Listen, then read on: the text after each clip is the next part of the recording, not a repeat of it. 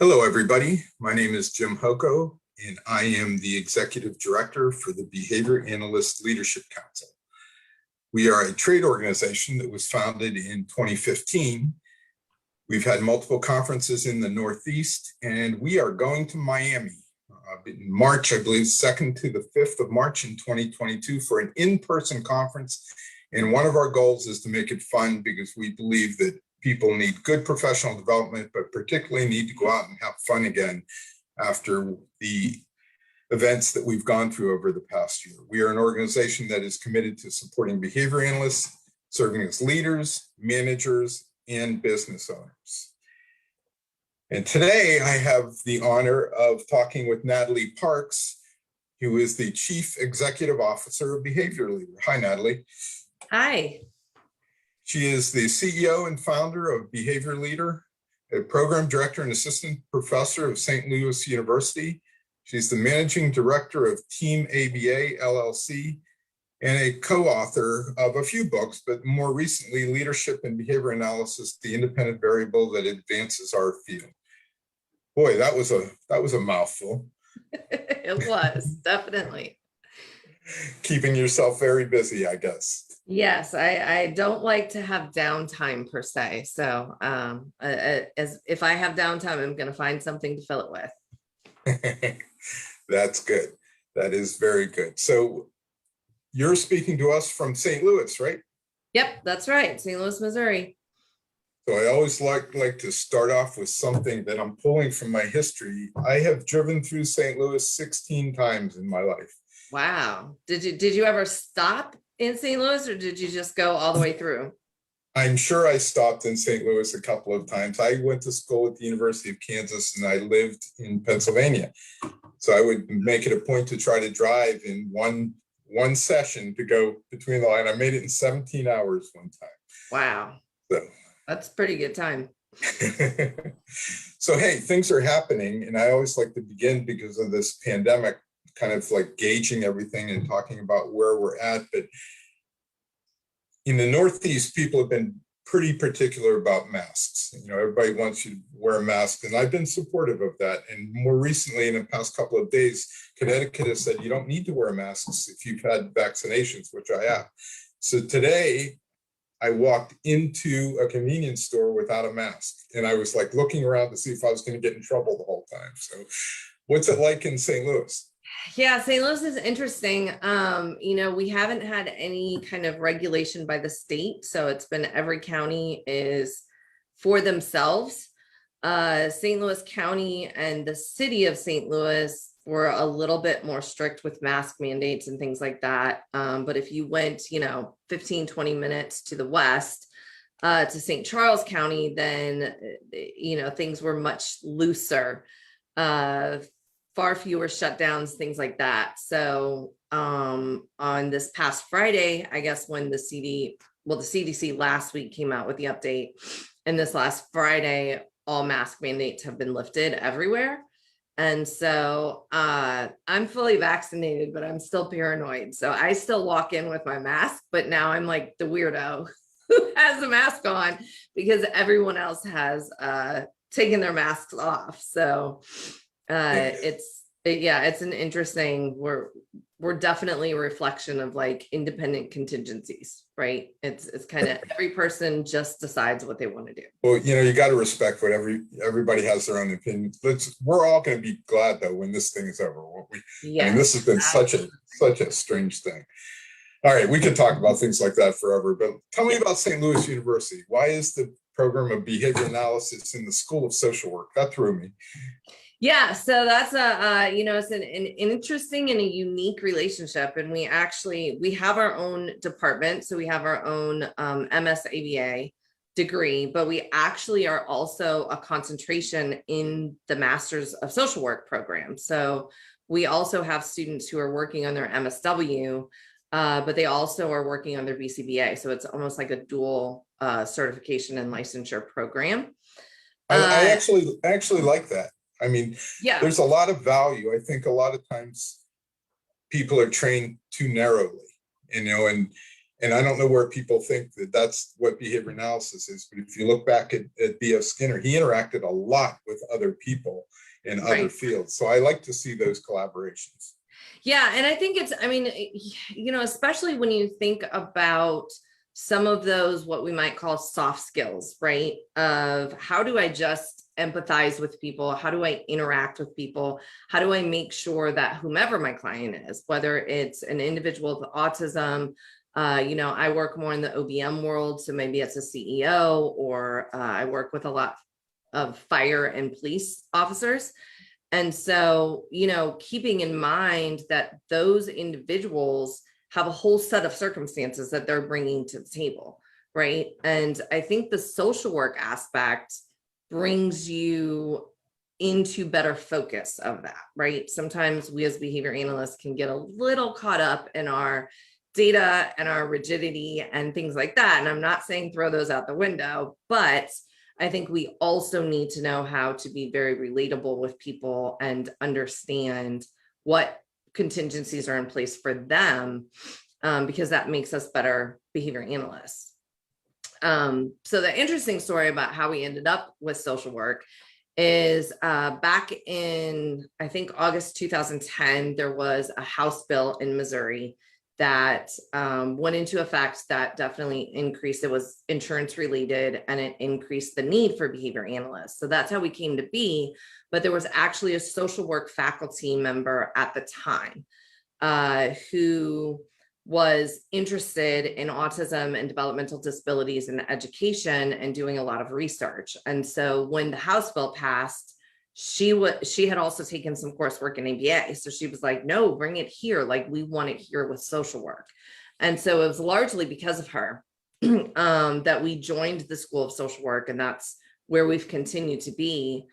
I think the other cool thing about it is we are now actually in the criminal justice and public health school.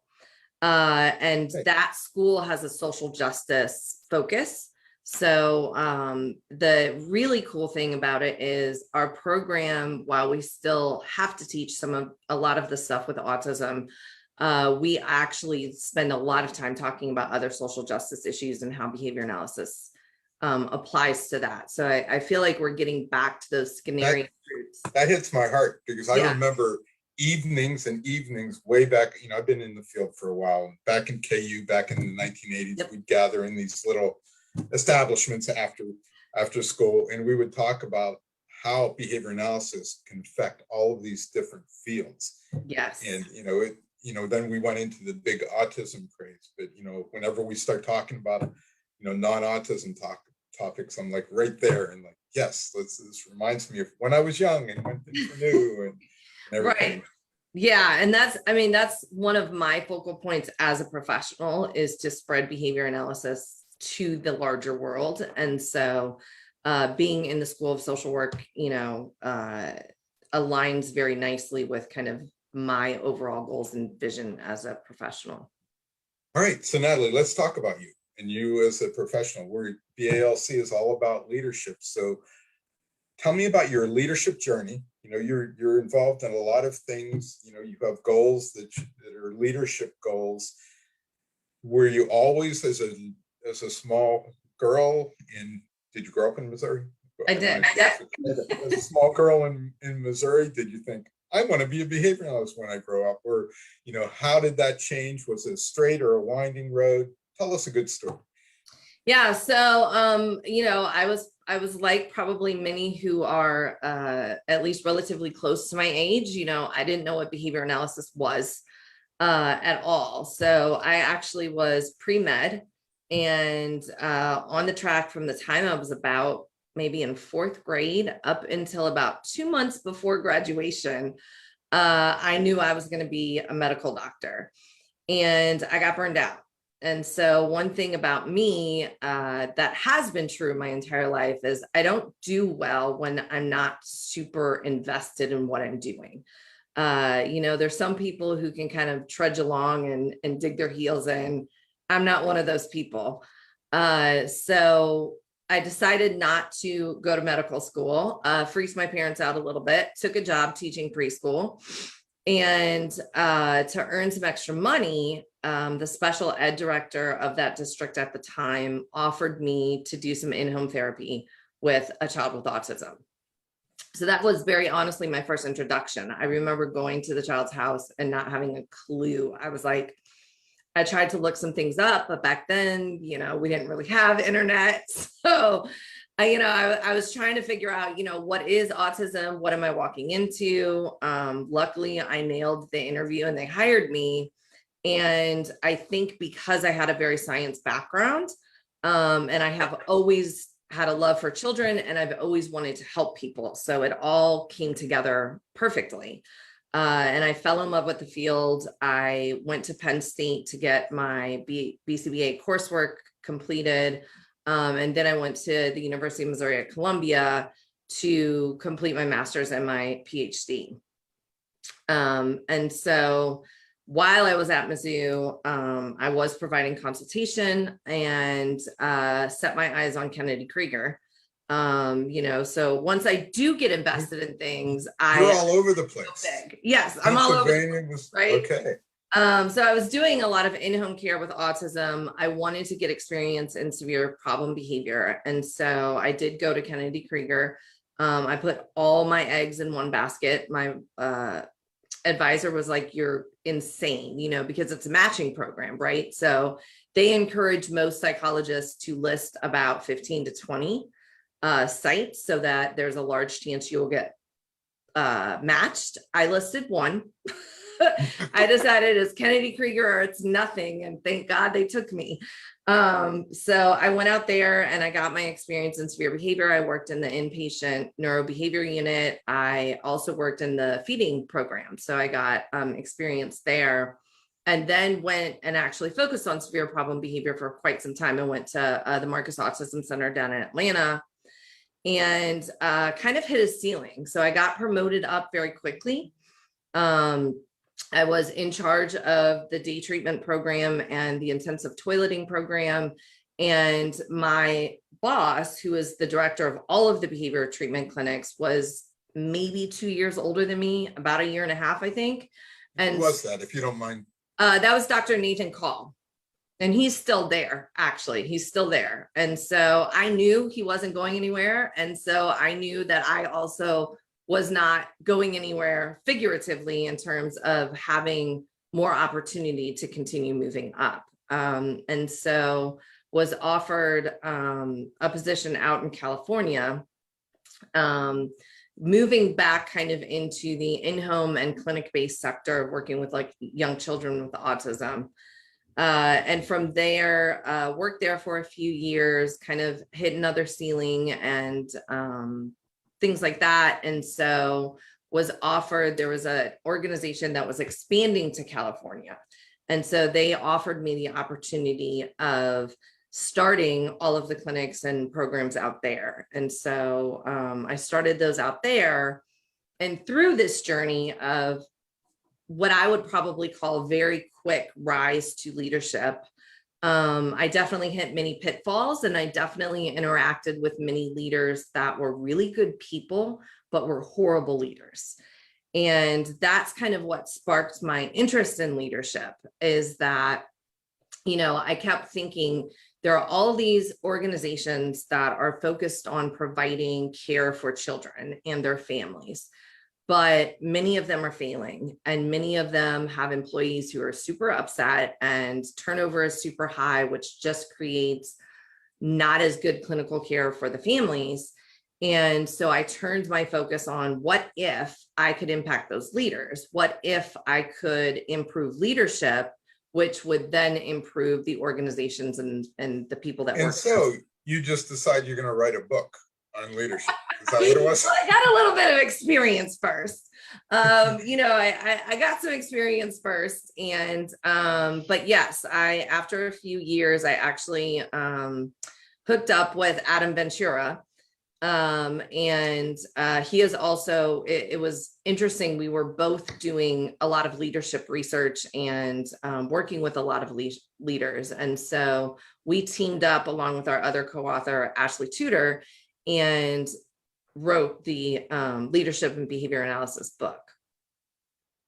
So we don't have time to like review the whole book. Right. What are some key points that you put out in the book? Yeah, so I think one of the big things about the book is that it is specifically written for behavior analysts. And I think that's one of the things that is really unique. If you look at all of the other leadership books out there, none of them are specifically focused on talking to people in our field using our science as a way to improve their leadership skills. And so there are lots of operational definitions, there's lots of functions of behavior and things like that. We focus very largely on identifying the kind of response class of behaviors that we call leadership, right? And we focus leadership on it is the things that you do, say, think, and feel that positively impact performance. And so we kind of break things down into the individual skill sets. We talk a lot about how do we motivate our employees? How do we do preference assessments? How do we implement pay for performance plans? Kind of things like that. Great. I haven't read it yet, but I took a look at it. Yeah, it's a comprehensive book. I am planning on reading it. So you're involved with some other things. What's the behavior leader? So you're CEO and founder of the behavior leader. So tell us about that. Yeah, so Behavior Leader initially kind of started as my consultation company focused on leadership and, bringing behavior analysis into the business world more from an OBM aspect. And we still do that. So we still have a large part of our business and focus is on providing leadership training, leadership coaching to CEOs or other high-level leaders within a variety of different organizations. So we have a lot of CEOs of ABA companies, but we also work with a lot of police and fire departments. And that kind of blends over into our second big focus, which is on they're people facing, but they're more public service type industries. And that blends into some government. We do some work with some city governments and some federal agencies like the Environmental Protection Agency. But our focus is not just on leadership, it's also on diversity and inclusion. And so we provide a lot of training and consultation. We do a lot of assessments looking at the culture of the organization and really specifically looking at organizationally, what types of practices and procedures are in place that either increase or decrease the level of inclusion, as well as training for the specific skills. So like, we talk about communication, we talk about,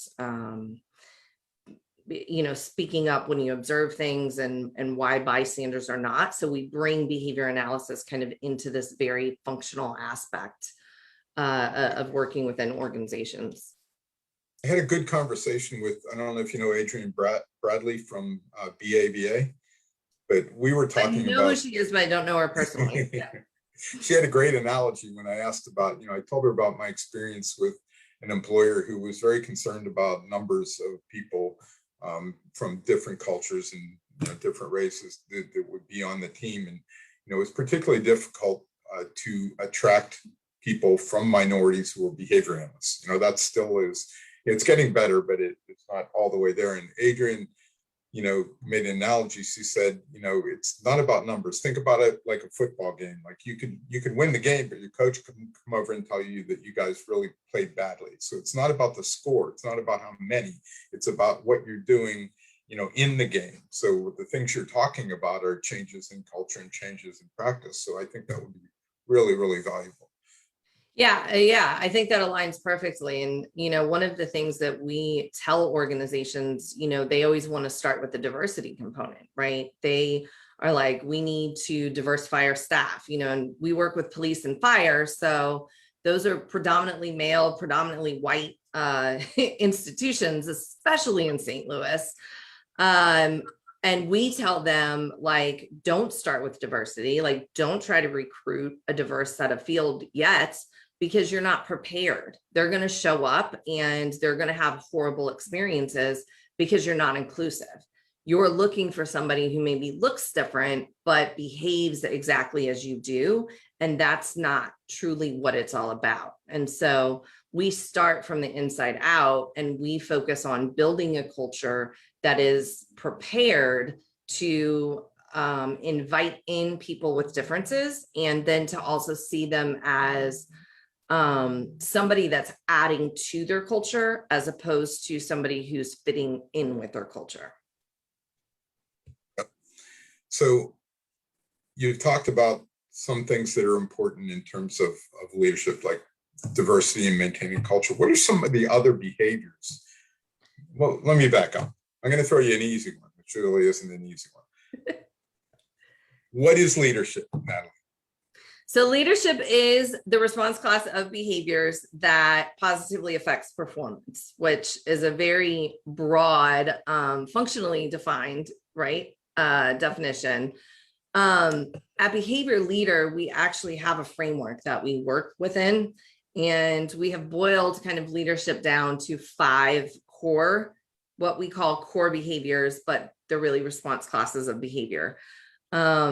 And so one of them is communication. One of them is education. We include values and ethics. Inclusion is another one. And the last one is actually management. And so we frame kind of everything we do around those 5 core behaviors. And we also kind of talk about 3 levels of leadership. Like, first, you have to lead yourself. So you have to have good time management and organization, and you have to get educated about the field that you're in. You have to become an expert within your field before you can lead others, right? And the second level is leading others. So, you know, whether you have teams of people or whether you have teams of people, but it's kind of all levels of middle management, so to speak. And then we have the organizational level of leadership, which puts in, you know, what are my policies and procedures? I have to look at my budget. I have to figure out the systems and all of those types of things. You know, there's like a divergence, I think, between our expectations about leadership, which is something we really have to concentrate on in, you know, who people think can become leaders. I mean, I used to do a workshop where, I'm not going to go into the whole analogy, but in a field or in a job, when you do well, you get promoted. And sometimes you get promoted so that you're in charge of other people. But your whole skill set is different. You're no longer doing your original job. You're doing a whole different thing, right, in leadership. And behavior analysts find themselves in that role all the time now. All the time. People who are doing well in their job at BAs then move into leadership. And I think it's worse for us because we assume, oh, I know behavior, so I know how to manage and supervise people. I'm not so sure about that. What about you? Yeah, I'm in complete agreement. You know, we actually talk a lot at Behavior Leader about that exact thing, right? Most people get promoted because they're really, really good at their technical job. But leadership is a completely different skill set. And I'm glad that we now have at least some coursework that's focused on supervision and leadership that's required by the BACB now. But I think we do lose sight of that, right? We think we're experts in behavior. But if your training is only on, you know, how to write a protocol for a child with autism, I shouldn't expect you to know how to lead a group of BCBAs or even lead a group of behavior technicians, right?